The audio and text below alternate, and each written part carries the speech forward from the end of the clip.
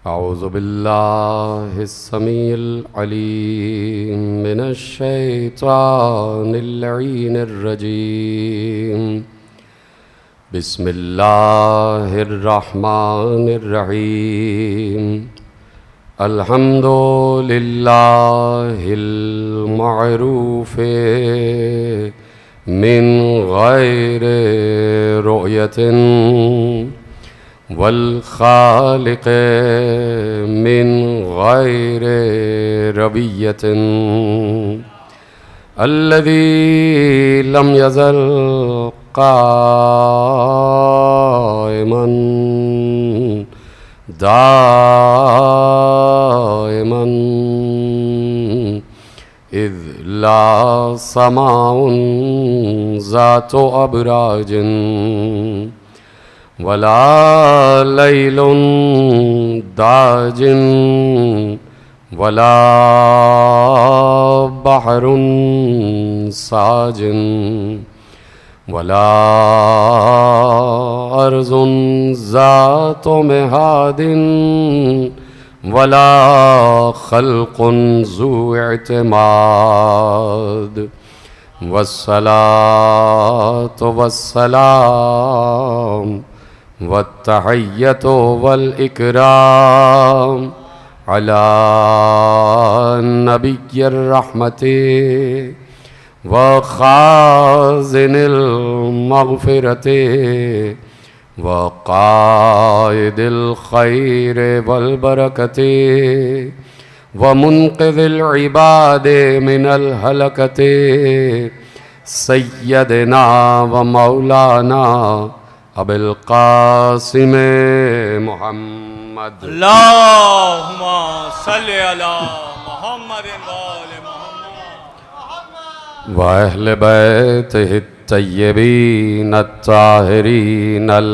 मासूमीन अल मज़लूमीन अल मुंतखबीन अल मुंतजबीन अल्लज़ीना अज़हबल्लाहु अन्हुमुर रिज्सा व तहरहुम तत्हीरा।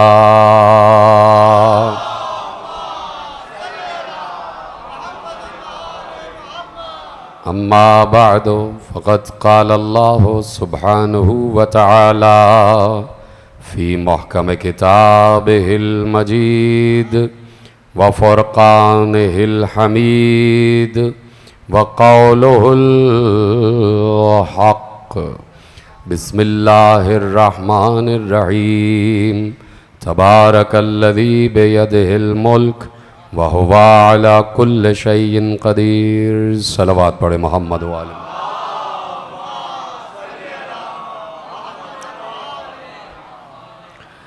परवरदिगार आलम का शुक्र है कि उसने हमें अपने उन बंदों से मनसूस और मंसूब फरमाया हुआ है कि जिन बंदों की मारिफत के बग़ैर वो किसी की भी समझ में नहीं आता, और यही बंदे और यही बंदगान खुदा कि जिनकी मारिफत को उसने हर बशर पर वाजिब करार दिया। वजह सिर्फ यही है कि उसने तकाज़ा किया है कि उसे पहचाना जाए।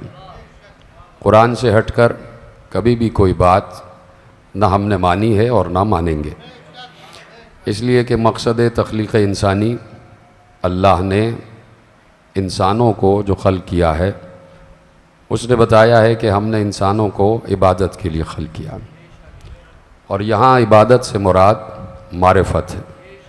तो वो चाहता है कि उसे पहचाना जाए। तो जब कुरान ने ये कह दिया है और कुरान के वारिसों ने इबादत से मुराद मारिफत को करार दिया है, तो इसका मतलब है कि इंसान हर पल हर नफस आते जाते आमद व शुद्ध के सिलसिले में सिर्फ़ इस बात की तगो-दो करे कि उसका माबूद कौन है, वो किसकी मखलूक है, उसे रिज़्क़ देने वाला कौन है, उसे सांसें देने वाला कौन है, उसे खाने के लिए गल्ला देने वाला कौन है, उसे इस दुनिया में भेजने वाला कौन है, उसे इस दुनिया में नश्व व नुमू की मंजिल पर तरक्की देने वाला और उसे क़ुव्वत और ताकत देने वाला कौन है। तो ये वो मामलात हैं कि जिसके लिए अल्लाह ने हमें और आपको इस दुनिया में भेजा है। बहुत मुख्तसर गुफ्तगू है, इसलिए कि आपने शुरू में दुरूद बहुत हल्के भेजा, तो मैंने कहा मैं भी हल्की ही सी तकरीर करूँगा, इसलिए कि आप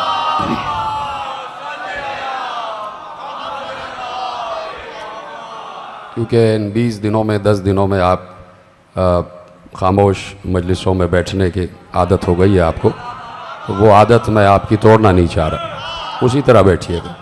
और आपको मुबारक हो वो मजलिसें कि जिसमें ज़िक्र अली नहीं होता। आप कराची वालों की किस्मत में ये लिख दिया गया है और मुझे नज़र आ रहा है सब। आपका मुक़द्दर बना दिया गया है कराची का, और वो आपको मुबारक हो। उसी तरह सुनिएगा जैसे आप सुनते, और मैं भी वैसे ही पढ़ूँगा जैसे पढ़ी जा रही है, तो वैसे ही सुनिएगा, इसलिए कि मुक़द्दर आपका हो चुका है, बना दिया गया है।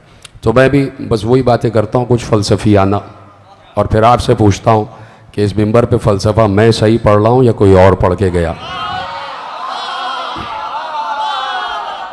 तो भाई बात यह है कि मैं तो पहले ही मैंने पहचान लिया था साजिद भाई कि भाई मजमा बड़ा हल्का सा बैठा हुआ है, तो मैं भी ज़रा सादी सादी सी बातें करूँगा। तो मैंने इसलिए अर्ज़ किया कि देखिए अल्लाह ने कुरान में मकसद तख्लीक़ बयान फरमा दिया है, और सीधी सी बात है इसके अलावा कोई और मकसद तख्लीक़ नहीं है, और वो मकसद तख्लीक़ है कि अल्लाह को पहचाना जाए, अल्लाह की मारिफत हासिल की जाए। अब अल्लाह की मारिफत हासिल की जाए तो भाई ये कुरान है, कुरान के टक्कर पर हम किसी मुफक्किर की फ़िक्र को, किसी फ़लसफ़ी के फ़लसफ़े को, किसी नज़रियाती के नज़रिए को मानने को तैयार नहीं, इसलिए कि कुरान ने अटल बात कह दी। और कुरान की टक्कर पर तो कोई नबी भी नहीं आया, कुरान के मुकाबले पर पैगंबर ने भी कोई अपनी हदीस ऐसी इरशाद नहीं फरमाई कि जो कुरान से टकरा रही हो। कुरान ने कह दिया कि हमने तुम्हें इबादत के लिए खल्क़ किया। अब देखिए मैं पूछना चाहता हूँ कि जब एक बहुत बड़ा डिसाइसिव स्टेटमेंट अल्लाह ने दे दिया कि हमने तुम्हें इबादत के लिए खल्क़ किया, ये अल्लाह का कलाम है, और बड़ी सादी सी बात है, अरबी का लफ्ज़ है ले याबुदून, अरबी का लफ्ज़ है, और ये लफ्ज़ इबादत से निकला है। याबुदून, आब्द, इबादा, ये सारी चीज़ें एक ही कबील की हैं। तो लियाबुदून से मुराद क्या है? इबादत के लिए। अच्छा ये किसका कलाम है? अल्लाह का। अल्लाह से बड़ा कोई है? नहीं, उससे बड़ा कोई नहीं, सबसे बड़ा अल्लाह। और उस अल्लाह ने जिस ज़बान का इंतखाब किया होगा वो ज़बान कितनी बड़ी होगी। यानी वो चाहता तो भाई उस दौर में पहले अंग्रेज़ी ज़बान को राइज करता। देखिए जब से पूरी कायनात खल्क़ हुई है, जब हज़रत आदम आए हैं, तो एक ज़बान का सफ़र है कि जो चल रहा है। तो वो हज़रत आदम सूरियानी ज़बान में गुफ्तगू करते थे, उसके बाद इब्रानी ज़बान, और फिर जनाब नूह तक जो पूरा मामला आया तो वो 80 अफराद जो नूह की कश्ती में सवार थे, तो वो आके कोहे जूदी पे कश्ती रुक गई, और रुकने के बाद पानी बैठा। बहुत दिन लग गए पानी को जज्ब होने में, बहुत दिन लगे, इसलिए कि ज़मीन से भी पानी उबल रहा था, आसमान से भी पानी आ रहा था, तो पूरी दुनिया पानी पानी हो गई थी। और यही अल्लामा इकबाल ने कहा कि पानी पानी कर गई मुझको कलंदर की ये बात, कि तू अगर मेरा नहीं बनता न बन, अपना तो बन। तो पूरी दुनिया पानी पानी हो गई थी, और एक कश्ती थी जो पानी पर खड़ी हुई थी, और वो कश्ती पानी पर खड़े होकर किसी के इशारे की मुंतज़िर थी। अब देखना यह है कि किसके इशारे की मुंतज़िर थी।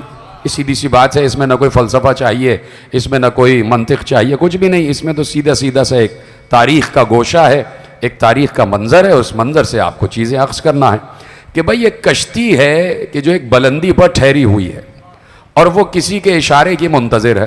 तो अब देखना यह है कि किसके इशारे की मुंतज़िर है। तो उससे पहले ये देखना होगा कि वो बुलंदी जिस बुलंदी पर कश्ती रुकी हुई है, वो बुलंदी, उस बुलंदी का नाम क्या था। तो कुरान ने उसे कोहे जूदी के नाम से याद किया कि कोहे जूदी पर वो कश्ती ठहर गई, रुक गई, और वहीं पर वो रुकी हुई है, हिचकोले खा रही है, उसमें 80 अफराद सवार हैं। दुनिया के सारे जानवरों का एक एक जोड़ा जनाब नूह ने रख लिया और उन जोड़ों के 90 घर बना दिए। उन 90 घरों में जोड़े रह रहे थे और इंसान भी रह रहे हैं। उसमें 3-4 मंजिला कश्ती थी और बहुत बड़ी कश्ती थी। अब वो कश्ती रुकी हुई है कहाँ? कोहे जूदी पर। अब पूछा जाए कोहे जूदी क्या है, तो कोहे जूदी को समझने के लिए यकीनन किसी ऐसे से पूछना पड़ेगा कि जो कुरान की कोहे जूदी की तफसीर को तावील से निकाल कर तारीख के मंजर में अया कर दे। तो अब जब पूछा गया तो मासूम ने कहा कोहे जूदी नजफ ही में है और नजफ में आके उस कश्ती को करार मिला। तो कोहे जूदी नजफ का नाम है और नजफ में आपको पता है कौन रहता है, तो मैंने इसीलिए कहा कि कश्ती वहां ठहर कर किसी के इशारे की मुंतजिर है। तो जहां पर ठहरी है इशारा उसी का हुआ, जब इशारा हुआ तो पानी जज्ब हुआ और पानी जब जज्ब हुआ तो उस पूरे इलाके का नाम नजफ पड़ गया जो कि पहले जूदी कहलाता था। तो इसलिए तारीख ने बताया। और अबू हनीफा अद-दैनूरी एक बहुत बड़ा मुफक्किर गुजरा है, मुहक्किक गुजरा है, मुअर्रिख गुजरा है। उसने एक किताब लिखी है अल-अख़बारुत तिवाल। उसमें उसने ये जुमला लिखा है कि वो जो इलाका था कि जिसे कोहे जूदी का इलाका कहते थे, वहाँ पर पानी रुका हुआ था और पानी पूरी दुनिया में था। तो आहिस्ता आहिस्ता पानी ज़मीन में जज्ब हुआ। तो पानी को सुरयानी ज़बान में नए कहते हैं और पानी के जज्ब हो जाने को जफ कहते हैं। तो वो नए जफ से नजफ हो गया का वहीं पर जो है वो नूह की कश्ती को, अरे आप बोल कैसे रहे भाई, आपको बोलना कैसे आ गया, वहीं पर नूह की कश्ती को करार आ गया, वहीं पर नूह की कश्ती ठहर गई। तो अब देखिए कि कुरान ने अल्फाज तो इस्तेमाल किए हैं, तो वहीं पर जनाब नूह उतरे और उतरने के बाद 80 अफराद फैल गए और बातें करने लगे और इन्हीं में इनकी नस्ल आगे बढ़ी। जहाँ जानवरों के जोड़े थे वहाँ इंसानों के भी जोड़े थे, तो इन्हीं में नस्ल आगे बढ़ने लगी, आगे बढ़ने लगी। ये स्पीकर बंद हो गया है शायद, सही करो आवाज़।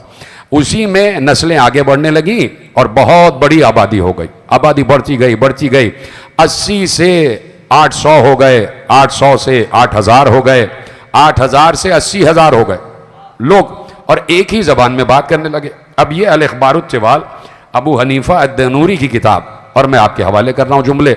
बहुत बड़े आलिम अहले सुन्नत हैं और आपको तो अहले सुन्नत के हवालों से इश्क हो गया कराची वालों को, तो मैं अहले सुन्नत का ही हवाला आपको दे रहा हूँ। तो भाई बात यह है कि बहुत बड़े आलिम अहले सुन्नत ने जुमला लिखा कि भाई 80,000 आदमी हो गए और सब उस इलाके में फैलते चले गए, फैलते चले गए। सब एक ज़बान होके बात कर रहे थे, एक ही ज़बान में बात कर रहे हैं, सुरयानी में बात कर रहे हैं, सुरयानी में बात कर रहे हैं। अब अल्लाह ये चाहता था कि भाई तहजीब इंसानी इस इलाके से बाहर तो निकले, लोग बाहर निकले, ज़रा निकलो, सीरू फिल अर्ज़, हमारी दुनिया में सैर करो, देखो इधर उधर क्या हो रहा है।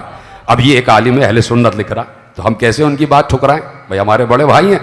तो भाई उन्होंने लिखा कि एक बार जैसे ही ये हज़ारों अफराद सुबह को उठे तो इनमें कुछ ग्रोह बने हुए थे, तो ये आपस में एक दूसरे से बातें कर रहे हैं, तो समझ ही में नहीं आ रहा, कोई एक दूसरे की ज़बान ही नहीं समझ रहा, कोई एक दूसरे की ज़बान ही नहीं समझ रहा। तो जो एक दूसरे की ज़बान समझते जा रहे थे वो एक तरफ होते जा रहे थे। तो अल्लाह ने यकायक इनकी ज़बानों को मुख्तलिफ कर दिया और फिर जो एक ज़बान होके बोल रहे थे उन्होंने एक इलाका आबाद किया, फिर किसी और ने दूसरा इलाका आबाद किया, फिर किसी और ने तीसरा इलाका आबाद किया। ये सब एक आलिम अहले सुन्नत लिख रहा, हवाला दे दिया मैंने, मेरे ऊपर ना आ जाइएगा जो मैं बात करने जा रहा हूँ। उन्होंने कहा भाई जिस इलाके को आबाद किया तो वो आबाद करने वाले के नाम पर ही इलाका करार पा गया। कहा कि नूह के एक पोते का नाम हिंद था, तो जब वो हिंद इधर आया तो इस इलाके का नाम हिंद हो गया। कहा कि नूह की एक पोती का नाम जापान था, जब वो गुरो जापान की तरफ आया तो उस इलाके का नाम जापान हो गया। कहा नूह के एक पड़पोते का नाम सिंध था, जब वो पूरा गिरोह इधर आया तो इस इलाके का नाम सिंध हो गया। नूह के एक सगड़ पोते का नाम अमेरिका था, तो जब वो लोग वहाँ गए तो उसका नाम अमेरिका हो गया। मुझ पर तो बात नहीं आएगी ना, आलिम अहले सुन्नत लिख रहा है, तवज्जो फरमा रहे हैं आप। तो कहा भाई जहाँ जहाँ जो लोग जाते रहे उस इलाके का नाम उन्हीं के नामों से होता रहा, आबाद होता रहा। तो अब इस तरह ज़बानों का सफ़र आगे बढ़ा, ठीक है। तो अल्लाह ने इन तमाम ज़बानों को तख्लीक किया, आलिम अहले सुन्नत की नज़र में। तो ये सारी ज़बानें तख्लीक करने वाला अल्लाह था। तो अल्लाह चाहता तो जापानी ज़बान में कुरान उतार देता, अमरीकी ज़बान में कुरान उतार देता, हिंदी ज़बान में उतार देता, सिंधी ज़बान में उतार देता, इंडोनेशिया भी उसकी एक पोती का नाम था जनाब नूह की, उस ज़बान में उतार देता। ये उनके अल्फाज है। तो भाई कितनी ज़बानें, रोम में जो एक पोते का नाम रोम था तो रोमी ज़बान में, कि जो रोमी ज़बान आज जो है वो अंग्रेज़ी ज़बान कहलाती है, उसमें उतार देता। लेकिन अल्लाह ने ज़बान का जो एक सफ़र करार दिया, उस सफ़र में ज़बान तरक्की करती गई, तरक्की करती गई। तो जिस ज़बान को अल्लाह ने इस काबिल जाना कि उसका मफ़हूम वो ज़बान सही अदा कर सकती है, तो उस ज़बान का अल्लाह ने इंतखाब कर लिया और उस ज़बान को अल्लाह ने अपने कुरान के लिए मुंतखब किया। तो अब कहने का मतलब ये है कि जिस ज़बान का इंतखाब अल्लाह कर रहा है तो वो सबसे बेहतरीन ज़बान होगी या नहीं? भाई आप इससे इत्तेफाक तो करेंगे कि अल्लाह ने कह दिया कि इन्ना जअलनाहु कुरआनन अरबिय्यन लअल्लकुम ताक़िलून।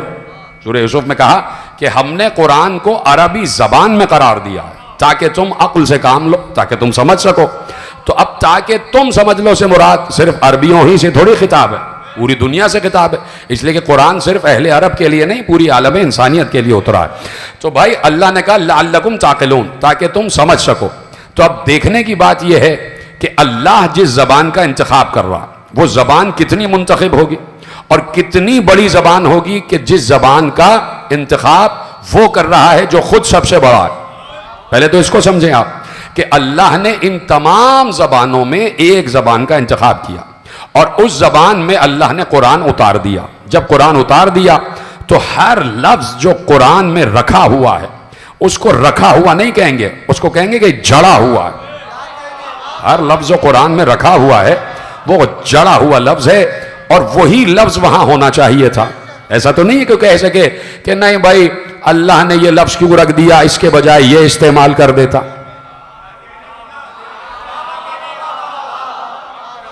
तो आप तो खामोश बैठने की आदत है, आप खामोश बैठे रहिए कि भाई अल्लाह अगर ये लफ्ज़ ना इस्तेमाल करता तो अच्छी बात थी, ये लफ्ज़ इस्तेमाल ना करता तो अच्छी बात थी।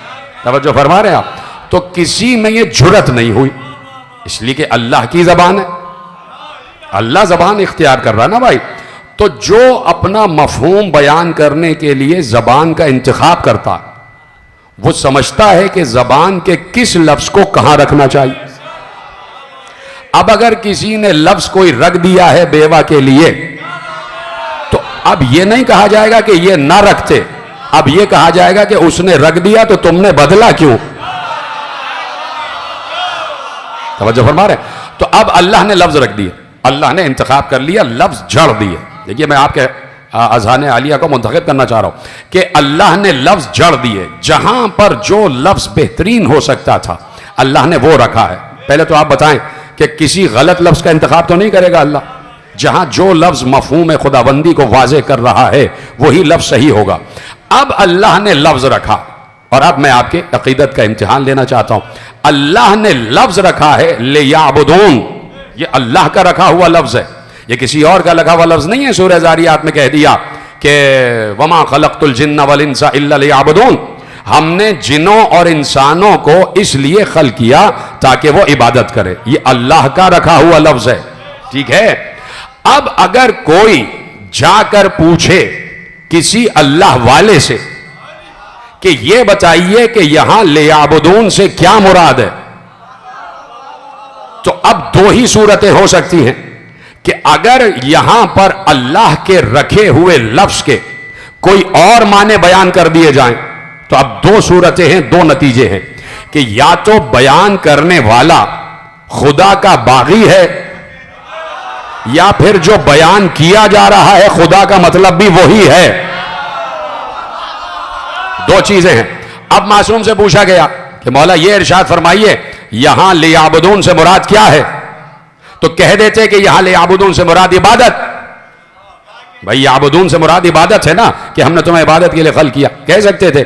लेकिन चूंकि लफ्ज के पीछे एक बातिन छुपा हुआ है और यह बात भी सिवाय मासूम के किसी ने नहीं बताई कि अब्दुल्ला इब्ने अब्बास साथ बैठे हुए हैं और अली कह रहे हैं इब्ने अब्बास सिर्फ कुरान पढ़ा ना करो, बल्कि कुरान को समझकर पढ़ा करो, कुरान की तफसीर के साथ पढ़ा करो। इसलिए कि अली ने कहा, इसलिए कि कुरान के एक एक लफ्ज के पीछे 70,000 माने छुपे हुए हैं। एक एक लफ्ज के पीछे 70,000 माने छुपे हुए हैं। इब्ने अब्बास ने परेशान होकर पूछा, हैरत ज़दा होकर पूछा कि मौला, एक लफ्ज के पीछे 70,000 माने? क्या तुम एक लफ्ज की बात कर रहे हो? एक एक हर्फ के पीछे 70,000 माने छुपे हुए हैं, एक एक हर्फ के पीछे। तो अब जब बात हो गई लफ्ज की और हर्फ की, तो देखिए अभी मैं एक जगह तकरीर में अर्ज कर रहा था कि कुरान में कितने हुरूफ हैं, उनकी तादाद 23 लाख से भी ज्यादा है जो इस्तेमाल हुए हैं। और ये तमाम तहकीकात जो हैं जर्मन स्कॉलर्स ने की हैं, यानी कुरान है मुसलमानों का और तहकीक कर रहे हैं गरबी जो हैं वो तहकीक कर रहे हैं। भाई जो गर्ब में रह रहा है वो गरबी ही तो होगा, जो मगरिब में रह रहा है वो गरबी तो होगा। तो भाई वो गरबी जो हैं वो तहकीक कर रहे हैं, कुरान है शर्की और तहकीक कर रहे हैं गरबी। तो अब उन्होंने, मगरिबियों ने तहकीक की और पूरे कुरान का मुशाहिदा करके बताया कि भाई इसमें इतने हुरूफ हैं, इतने लाख हुरूफ हैं, इसमें इतने हजार जुमले हैं, इसमें इतने लाख आराब हैं, और ये लफ्ज इतनी बार रिपीट हुआ है, ये हर्फ इतनी बार रिपीट हुआ। ये सारी तहकीक उन्होंने की।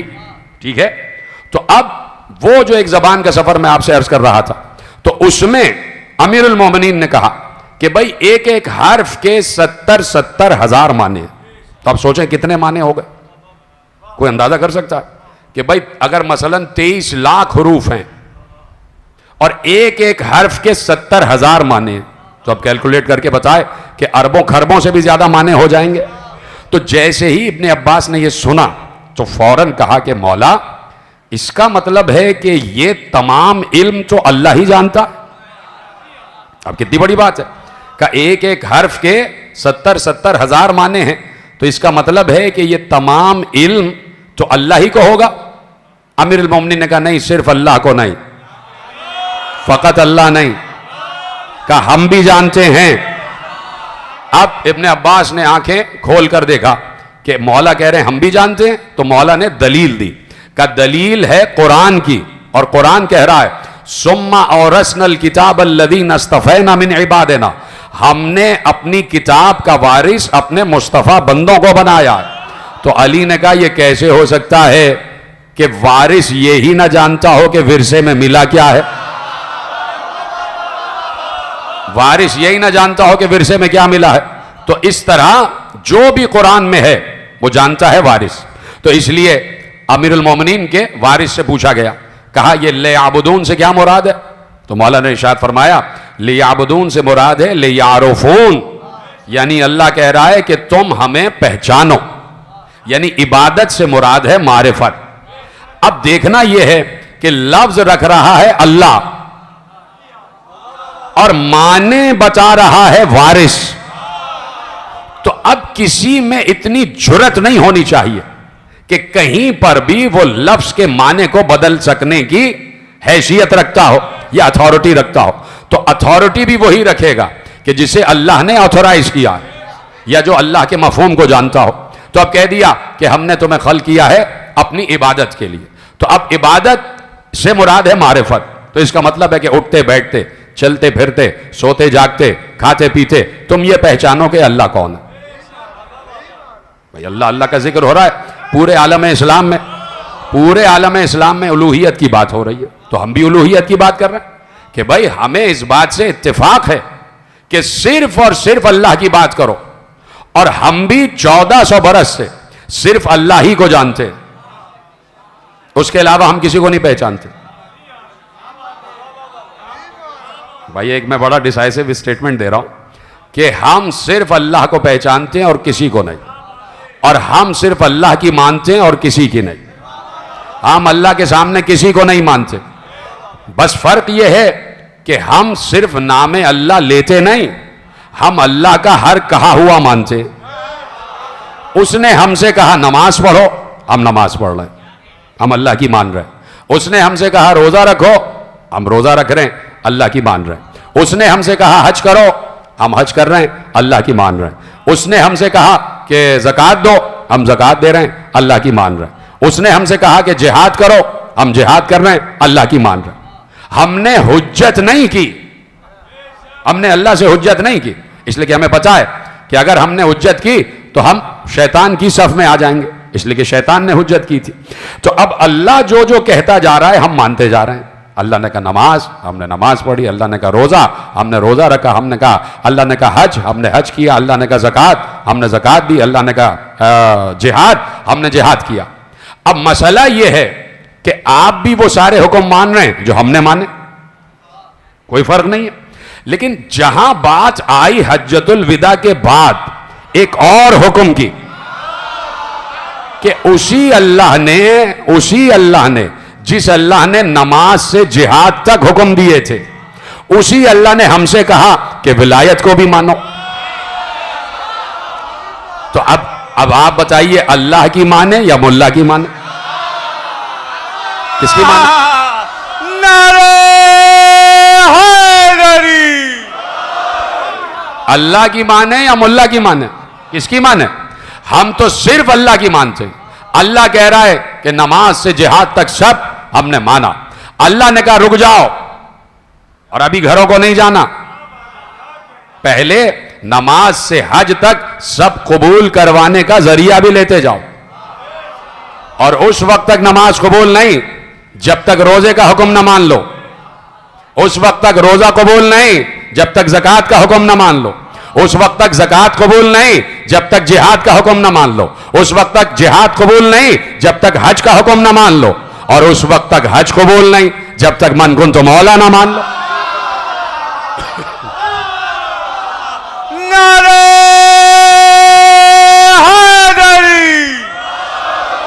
तो ये सारा सिलसिला कबूलियत आमाल का है। ये सारा सिलसिला, ये जो सिलसिला चल रहा है कि जिसे मारिफत आले मोहम्मद का सिलसिला कहते हैं, ये सारा का सारा कबूलियत आमाल का सिलसिला है। और सिर्फ एक बात कि जिस पे मुसलसल जिक्र आले मोहम्मद पर हम डटे हुए हैं, उसकी सिर्फ एक वजह है, उसके अलावा कोई वजह नहीं, और कोई बता भी नहीं सकता उसकी वजह, कि 1400 बरस से जो मुसलसल मिंबर पर जिक्र अली हो रहा है, तो अली किसी सियासी पार्टी का नाम नहीं है कि हम उसके मिंबर हैं और वो हमें पैसे दे रहा हो।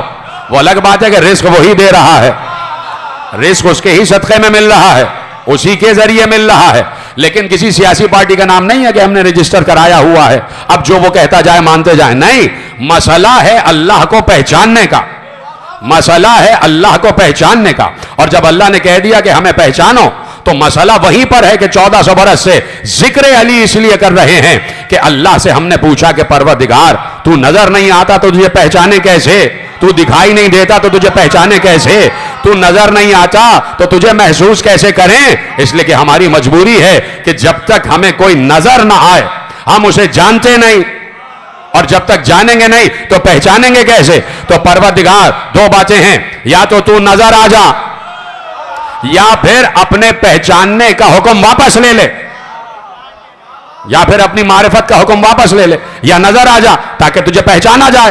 तो 1400 बरस से अल्लाह यही जवाब दे रहा है, और अल्लाह वालों को भी जवाब जा रहा है और मौला वालों को भी जवाब जा रहा है। और जवाब यही है कि तुम्हारा सवाल तो बाद में है, हम पहले जानते थे कि तुम ये सवाल करोगे कि अल्लाह नजर नहीं आता तो हम उसे पहचाने कैसे। इस दिन के लिए है हमने अली के चेहरे को अपना चेहरा कहा है, अली की आंख को अपनी आंख कहा है, अली के हाथ को अपना हाथ कहा है, अली के कान को अपना कान कहा है, अली की जबान को अपनी जबान कहा है। हैदर हैदर हैदर हैदर हैदर हैदर। नारे हैदरी।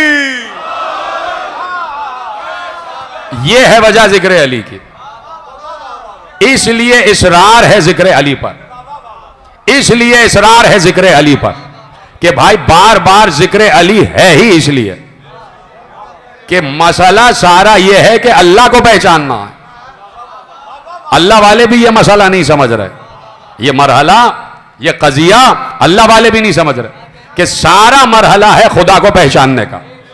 और हमने चूंकि इस आयत को पढ़ा है, सिर्फ पढ़ा नहीं है, माने भी है कि अल्लाह को पहचाना जाए। और अल्लाह को मुझे कोई भी आलम इस्लाम का कोई भी फर्द हो मुस्तफा के बगैर पहचान के बताए। अगर मुस्तफा के बगैर अल्लाह का तारुफ हो सकता होता तो अबू जहल ला इलाहा इल्लल्लाह क्यों नहीं कह रहा था? फिर अबू जहल ला इलाहा इल्लल्लाह क्यों नहीं कह रहा था अगर मुस्तफा के बगैर? तो इसीलिए अल्लाह ने एक सबब करार दिया, और वो सबब अल्लाह की मारिफत का सबब। उसकी वजह यह है, बस खत्म हो रही है बात, कि देखिए मैं अभी परसों टंडोजाम में अर्ज कर रहा था कि इस वक्त वही जुमले दोहराता हूं कि यहां पर भी अल्लाह मौजूद है, हर जगह मौजूद है, हर जगह है, हर जगह यहां पर भी है, लेकिन नजर नहीं आ रहा, नजर नहीं आ रहा। कहा भाई किस लिए नजर नहीं आ रहा? कहा इसलिए नजर नहीं आ रहा कि वो नूर है, और वो ऐसा नूर है जो दिखाई नहीं देता, यानी ऐसा नूर भी नहीं जो इस बल्ब से निकल रहा है जिससे ये पूरा हॉल मुनव्वर है, या वो वाला नूर भी नहीं कि जो सूरज से निकल रहा होता, वो वाला भी नहीं। उसके नूर की हैयत ही अलग है, उसके नूर की कैफियत ही अलग है। तो वो ऐसा नूर है जो नजर नहीं आता, है यहां मौजूद है ना, तो नजर क्यों नहीं आ रहा? इसलिए कि नूर है। उसी नूर से दो नूर और निकले। यह भी सिर्फ हमारे मकतब में नहीं है, उलमा अहले सुन्नत ने भी लिखा है। साहिब इस्तिआब की रिवायत है कि उन्होंने कहा कि पैगंबर ने अपने असहाब को मुखातिब करके कहा कि तुम्हारे नबी को, पैगंबर खुद बैठे हैं और असहाब से कह रहे हैं कि तुम्हारे नबी के नूर को अल्लाह ने अपने नूर से खल्क किया। यह अहले सुन्नत की रिवायत है, और यकीनन इत्तेहाद बैनुल मुस्लिमीन में हमें रिवायत पढ़नी चाहिए, और वो रिवायत पढ़ी जा रही है कि उलमा अहले सुन्नत ने लिखा कि अल्लाह के नूर से नबी के नूर को खल्क किया गया। तवज्जो फरमाई आपने। तो अब उस नूर से दो नूर और निकले। तो जब वो नूर नजर नहीं आ रहा, जब वो नूर नजर नहीं आ रहा, तो जो उसके नूर से निकले हैं वो भी नजर नहीं आने चाहिए। सीधी सी बात कह रहा हूं ना भाई, कि जब वो मंबा नजर नहीं आ रहा, तो फिर उसके नूर से जो दो किरणें निकली हैं वो भी नजर नहीं आनी चाहिए, और वो नजर नहीं आती, वो नजर नहीं आती। मोहम्मद भी नूर है और अली भी नूर है, और नूर खालिक का हिस्सा है, नूर खालिक का हिस्सा है। तो उसूलन मोहम्मद को भी नजर नहीं आना चाहिए और अली को भी नजर नहीं आना चाहिए। तो अगर मोहम्मद और अली को उसी नूरी हकीकी कैफियत में भेज देता तो ना मोहम्मद नजर आते ना अली नजर आते। इसलिए मोहम्मद और अली को बशरी लिबास पहनाकर भेजा। हैं असल में नूर, लेकिन लिबास बशर में आए। क्यों आए? ताकि हम और आप देख सकें। अगर लिबास बशर में ना आते तो हम उन्हें देख भी ना पाते, है कि नहीं? तो अब चूंकि हैं उसी नूर का हिस्सा, तो अब वही नूर का हिस्सा ही बताएगा कि असले नूर क्या है। वही नूर का हिस्सा बताएगा कि असले नूर क्या है। तो इसलिए अल्लाह ने दोनों को, मोहम्मद और अली को, लिबास बशर में भेज दिया। आ गए, नजर आ रहे थे, दिखाई दे रहे थे। 63 बरस मोहम्मद को देखा गया और 63 बरस अली को भी देखा गया, और 63 बरस में 23 बरस मुस्तफ़ा ने पूरा दीन पहुंचाया। नमाज पढ़ के बताई, सब देख रहे थे ऐसे नमाज पढ़ी जाती। रोजा रख के बताया कि भाई इस वक्त रोजा खोला जाता। जिहाद करके बताया, ऐसे जिहाद किया जाता। अगर अपनी असली नूरी कैफियत में आ जाते तो नजर ही ना आते, तो किसी को कैसे पता चलता कि नमाज कैसे पढ़ी जाती है? ठीक है, तो लिबास बशर में भेजा ताकि तुम्हारे लिए काबिल इत्तिबा हो सके, ताकि तुम्हारे लिए काबिल इताअत हो सके, ताकि तुम्हारे लिए काबिल तकलीद हो सके। अब मुस्तफ़ा 63 बरस नजर आए, आ गए, बात खत्म हो रही है, बिल्कुल आखिरी जुमला तकरीर का फजाइल के एतबार से। 63 बरस मुस्तफ़ा नजर आए, ठीक है। अच्छा, मुस्तफ़ा क्या 12 रबीउल अव्वल से ही थे? 12 रबीउल अव्वल से थे। उस वक्त होते 12 रबीउल अव्वल सन 1 आमुल फील से, कि जब मुस्तफ़ा ने यह न कहा होता कि कुन्तु नबिय्यन व आदम बैनल माए व तीन, मैं उस वक्त भी नबी था जब तुम्हारा बाप बना भी नहीं था, जब अबुल बशर बना भी नहीं था, मैं उस वक्त भी नबी था। तो आदम के दौर में भी नबी था? पहले बताइए भाई, हदीस तो मुत्तफिक अलैह है ना, मैं वो हदीस पढ़ ही नहीं रहा जो उलमाए अहले सुन्नत ने ना लिखी हो, इसलिए कि इत्तेहाद बैनुल मुस्लिमीन का मामला। तो भाई उलमाए अहले सुन्नत ने लिखा कि नबी उस वक्त भी था कि जब आदम बनाया जा रहा था। तो अब इसका मतलब है कि आदम के दौर में भी मुस्तफ़ा थे, नूह के दौर में भी मुस्तफ़ा थे, इब्राहिम के दौर में भी थे, मूसा के दौर में भी थे, ईसा के दौर में भी थे कि नहीं? आदम से लेके ईसा तक 1,23,999 अंबिया के दौर में मुस्तफ़ा थे। किसको नजर आए? हाय हाय हाय, 1,23,999 अंबिया के अदवार में मुस्तफ़ा थे, नजर ही नहीं आ रहे थे, किसी को नजर ही नहीं आए। तो नजर क्यों नहीं आ रहे थे? हाय हाय, इतनी आसान बात कर दी फिर भी आप वहीं बैठे। भाई 1,23,999 अंबिया के दौर में मुस्तफ़ा थे, नजर क्यों नहीं आ रहे थे? सबका एक ही जवाब होगा, इसलिए कि नूरी कैफियत में थे। यानी जब मुस्तफ़ा असली नूरी कैफियत में हो तो नजर नहीं आता, और जब लिबासे बशर पहन के आ जाए तो नजर आ जाता है।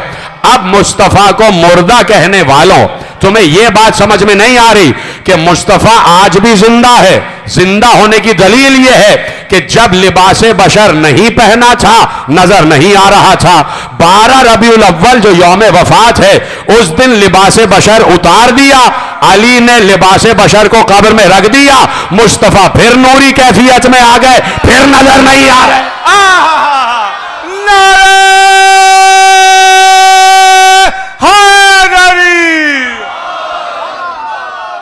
अब समझ में आई बात? आप ये जो मुस्तफ़ा को मुर्दा कहते हैं कि भाई मुस्तफ़ा तो मुर्दा हो गए, अली भी मुर्दा हो गए, और हम कहते हैं मोहम्मद और अली जिंदा हैं, तो वो कहते हैं सबूत लाइए। अगर मोहम्मद जिंदा हैं तो ये मस्जिद नबवी में कब्र किसकी है?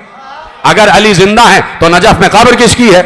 तो हम यही तो कह रहे हैं कि कब्र में जसदे नूर रखा गया है। वो जो लिबासे बशर पहना था वो अली के जरिए से कब्र में रख दिया गया, इसलिए सिर्फ अली ही थे दफनाने में कि नूर को नूर ही दफनाएगा। हैदर हैदर हैदर हैदर हैदर हैदर, नारे हैदरी। अब समझ में आई बात कि इसलिए जरूरी था कि नूर ही हो, इसलिए कि नूरी लिबास को नूरी लिबास ही कब्र में उतार सकता है। तो अब अली यो मुस्तफ़ा, उनका जसदे नूरी कब्र में, ठीक है, और जो उनकी असली हकीकी कैफियत है वो उसमें आज भी मौजूद है, आज भी मौजूद है। मुस्तफ़ा ने कहा कि कुन तो नबीयन व आदम बैनल माए व तीन, मैं उस वक्त भी नबी था जब आदम आबोगिल के दरमियान थे। यहां तक है हदीस, और आपने सुनी है और सब सुन रहे हैं, बचपन से हमने सुना हुआ है। लेकिन अली ने अजीब बात की। अब क्यों ना अली को मुतहय्यरुल उकूल शख्सियत माना जाए, कैसे ना अली हैरान कर दे, बल्कि उसको अली कहते ही नहीं जो हैरान ना करे। जिससे अक्लें हैरान ना हो जाएं वो अली ही नहीं, उकूल हैरान हो जाती हैं, शऊर हैरान हो जाता है, फिक्र हैरान हो जाती है, तदब्बुर हैरान हो जाता है कि ये अली क्या बात कर रहे हैं। मुस्तफ़ा ने तो ये कहा कि कुन तो नबीयन व आदम बैनल माए व तीन, मैं उस वक्त भी नबी था कि जब आदम आबोगिल के दरमियान थे। लेकिन अली जब मिंबर कूफा पर, मिंबर सलूनी पर बैठे तो अली ने अजीब बात की। अली ने कहा नसरतुल अंबिया सिर्रन व नसरतु मुहम्मदन जहरा, मैंने आदम से लेके ईसा तक हर नबी की मदद की छुपकर और मुस्तफ़ा की मदद की जाहिर होकर। अली ने तो अजीब बात की। अली का वो जुमला भी मशहूर है कि बार बार अली कहते थे कि कुन तो वसीयन व आदम बैनल माए व तीन, मैं उस वक्त भी वसी नबी था जब आदम आबोगिल के दरमियान थे। ये बात है अली की अपनी जगह, लेकिन अली का हैरान कौन जुमला, अली का हैरान कौन जुमला। अच्छा, नबी ने यह जुमला नहीं कहा कि मैंने हर नबी की मदद की छुपकर। देखिए इसकी भी वजह बयान कर रहा हूं। खत्म हो रही है बात, बस गुफ्तगू आखिरी मरहले में दाखिल हो गई कि नबी ने यह जुमला नहीं कहा कि मैंने हर नबी की मदद की छुप कर। वजह क्या है? इसलिए कि नबी खुद भी नबी है। पता नहीं कोई समझ रहा है कोई नहीं समझ रहा। भाई नबी तो खुद नबी है ना, और अली कह रहे हैं मैंने हर नबी की मदद की है। अल्लाह अकबर, मैंने हर नबी की मदद की है। तो भाई जो अंबिया की मदद करे, जो अंबिया का नासिर व नसीर हो, जो अंबिया का नुसरत करने वाला हो, तो जरूरी है कि उसने हर नबी का दौर देखा भी हो, हर नबी का दौर देखा हो। तो आदम से लेके ईसा तक हर दौर देखा हुआ अली, और हर दौर देखा हुआ नबी। ठीक है, हर दौर देखा हुआ अली और हर दौर देखा हुआ नबी। तो अल्लाह ने कहा कि जब से कायनात बनी है तब से अल्लाह भी है ना यकीनन, और अल्लाह देख रहा है पूरी कायनात को जब से अल्लाह ने बनाया, और बात खत्म हो रही है। अभी मैंने अर्ज किया कि अल्लाह का नूर है, उससे दो नूर सादिर हुए, बात पहुंच गई। तो देखिए मेरी अपनी रखी हुई मिसाल है कि ये दो हाथ हैं, इन दोनों हाथों में रगें हैं जिनमें खून दौड़ रहा है। लेटेस्ट साइंस ये कहती है कि हर इंसान का एक ब्लड ग्रुप होता है और पूरे जिस्म का वो एक ही ब्लड ग्रुप होता है। तो ये नहीं हो सकता कि इस हाथ में जो खून दौड़ रहा है उसका ब्लड ग्रुप ए पॉजिटिव हो और इस हाथ में जो खून दौड़ रहा है उसका ओ नेगेटिव हो। बात कह चुका मैं भाई, यानी पूरे वजूद में जो खून दौड़ रहा है उसका एक ही सिफत होगी, एक ही ब्लड ग्रुप होगा, सिफत एक ही होगी। तो अब ये कैसे हो सकता है कि एक नूर है अल्लाह का, उसमें कायनात की तमाम सिफतें हैं, उस नूर से दो नूर निकल रहे हैं, तो जो सिफत वहां है वो सिफत यहां पर भी है। जैसे वो अजल से देख रहा है, हाय हाय हाय, जैसे वो अजल से देख रहा है वैसे ये दो भी अजल से देख रहे हैं। ये दो इसलिए अजल से नहीं देख रहे कि ये नबी हैं। समझाता हूं बात, ये दो इसलिए अजल से नहीं देख रहे कि ये नबी हैं, ये इसलिए अजल से देख रहे हैं कि ये दोनों वली हैं। और अजल से मुशाहिदे कायनात ये सिफत विलायत है। क्यों? इसलिए कि अल्लाह भी वली है, तो जो अल्लाह की विलायत की सिफत वही मोहम्मद और अली की विलायत की सिफत।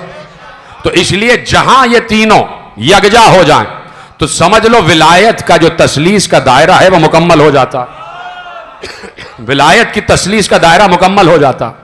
तो अब अल्लाह है वली, और आखिरी जुमला दे रहा हूं फजाइल का, मोहम्मद है वली और अली है वली। ठीक है? अच्छा, मोहम्मद नबी भी हैं, अली नबी नहीं है। मोहम्मद नबी हैं, अली नबी नहीं है। अली वली है, अली इमाम भी है। अच्छा, अल्लाह भी नबी नहीं है।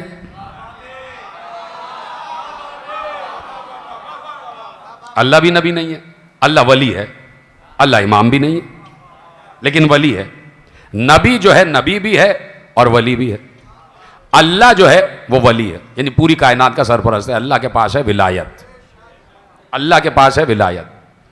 तो अब अल्लाह का जो मर्तबा है वो सबसे बुलंद, उससे बुलंद कोई मर्तबा नहीं हो सकता। ठीक है? अब देखिए, अगर दो चीजें सामने आ जाएं, एक है इबादत और एक है मनसब, यानी नमाज और नबूवत टकरा जाए, तो शायद आप कह सकते हैं कि नमाज अफजल है, नबूवत कमतर है। शायद कह दें आप कि नमाज और नबूवत टकरा जाए तो आप कहेंगे नहीं भाई, नमाज अफजल है और नबूवत जो है वो मफजूल है। लेकिन अगर नमाज और विलायत टकरा जाए तो कभी ये नहीं कह सकते कि नमाज अफजल है, विलायत मफजूल है, इसलिए कि विलायत नमाज से अफजल है। हाय हाय, पूरी बात मैं कह भी गया, आप चुप रहे। नमाज विलायत से अफजल है, इसलिए कि वली है अल्लाह, अल्लाह है विलायत वाला। अब पता नहीं साहब क्यों उठ के गए, बहरहाल इनको कोई हाजत होगी, लेकिन ये कि वली है अल्लाह, अल्लाह के पास है विलायत। अब पूछना यह है कि अल्लाह अफजल है या नमाज?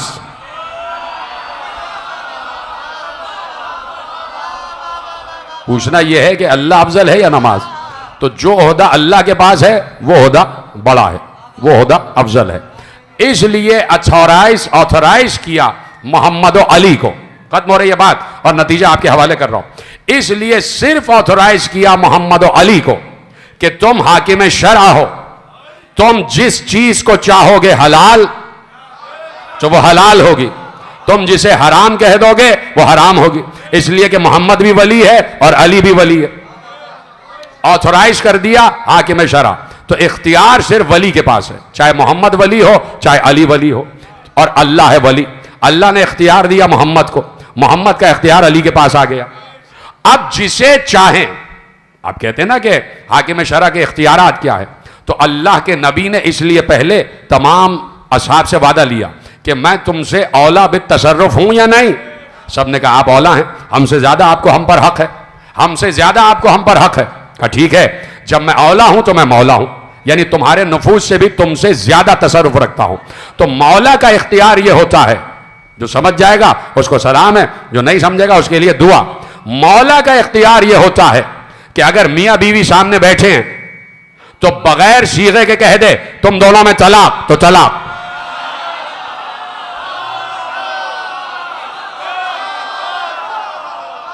तो यह है लफ्ज विलायत और इसको कहते हैं इख्तियार विलायत। इसलिए हम बात करते हैं कि भाई उनकी गुफ्तगू की जाए कि जिनको देखकर अल्लाह पहचाना गया।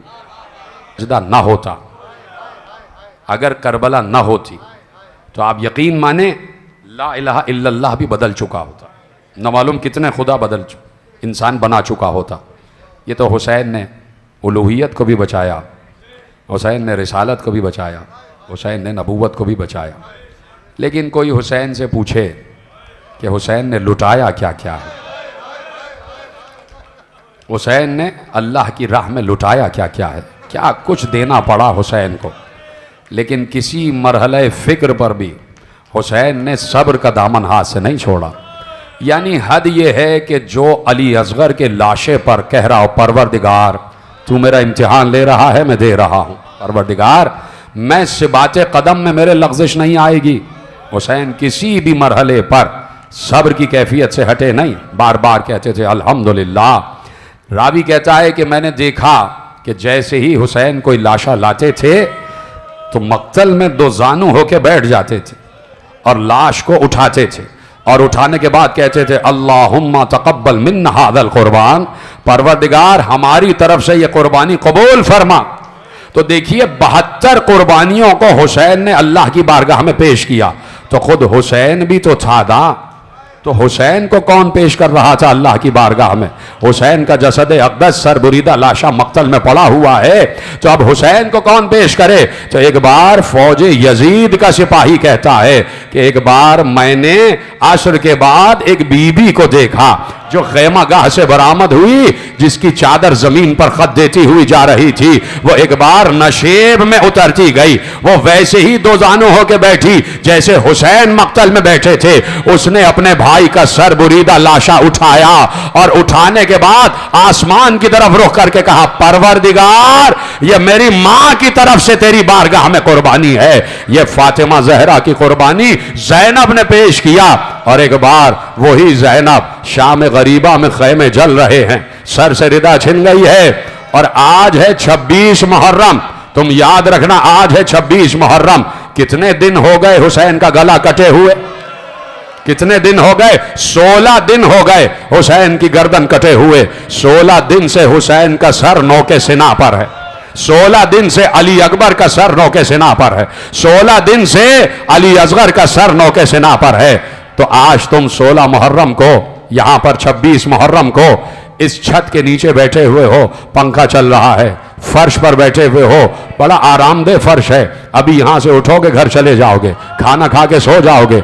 लेकिन ये 1446 हिजरी का 26 मुहर्रम है। मैं कहना चाहता हूं कि जरा सन 61 हिजरी के 26 मुहर्रम से पूछना कि ऐ सन 61 हिजरी के 26 मुहर्रम, ये तो बता कि रात के इस पहर आले मोहम्मद का काफिला कहां से गुजर रहा था। 26 मुहर्रम 61 हिजरी को हुसैन का काफिला, जैनब का लुटा हुआ काफिला कहां से गुजर रहा था। ना मालूम 16 दिन में सकीना को कितने तमाचे लग चुके होंगे, ना मालूम इन 16 दिन में जैनुल आबिदीन को कितने ताजियाने लग चुके होंगे। इसीलिए मेरे वक्त के इमाम ने कहा कि सलाम हो उन रुखसारों पर कि जिनका रंग हर शहर में बदलता रहा, जिनका रंग हर शहर में तब्दील होता रहा। वो सकीना कि जो हर बीबी का सुकून रही है, हुसैन का सुकून तो है लेकिन हर बीबी सकीना से मोहब्बत करती है। क्या गुजरी है सकीना पर, बस एक रवायत सुन लेना और तुम्हारे लिए दुआ। एक बार 11 मुहर्रम आई, जैसे ही 11 मुहर्रम आई, काफिला जा रहा है, सबको बेकजावा ऊंटों पर सवार कर दिया गया। किसी भी बीबी के हाथ आजाद नहीं है, हर बीबी के हाथ रस्सियों से बंधे हुए हैं, सबके सरों पर चादर नहीं है, सब बेकजावा अमारियों में बैठे हैं। सकीना जैनब की गोद में है, सकीना के हाथ भी रसन से बंधे हुए हैं। ऐसे में शिमर ने देखा कि जो है वो सकीना को देख रहा है। उम्मे रबाब भी सकीना से मोहब्बत करती हैं, उम्मे लैला भी, जैनब भी सकीना का ख्याल रख रही हैं और जैनुल आबिदीन भी बार बार सकीना को देखते हैं। सब समझ गए ये बच्ची, इस बच्ची से सब बड़ी मोहब्बत करते हैं। कहा अच्छा इन पर जुल्म को और बढ़ाया जाए। सकीना का रोना इस तरह रोका गया, बच्ची बार बार रो रही थी और बच्ची बार बार चुप नहीं होती थी। जब बाबा का सर देखती थी बच्ची रोने लग जाती थी। कहा बच्ची को कैसे चुप कराया जाए। एक बार एक अलग नाका मंगवाया गया, एक अलग ऊंट मंगवाया गया, सकीना को जैनब की गोद से छीना गया, बच्ची को जैनब की गोद से छीना गया और छीनने के बाद ऊंट की बरहना पुष्ट पर बांधा गया। तो अब सकीना का सीना था और ऊंट का कोहान था और इस तरह बच्ची को चारों तरफ से रस्सियों से ऊंट के बांध दिया गया और अब काफिले को चलाया नहीं गया। आखिरी जुमला तकरीर का, काफिले को दौड़ाया गया।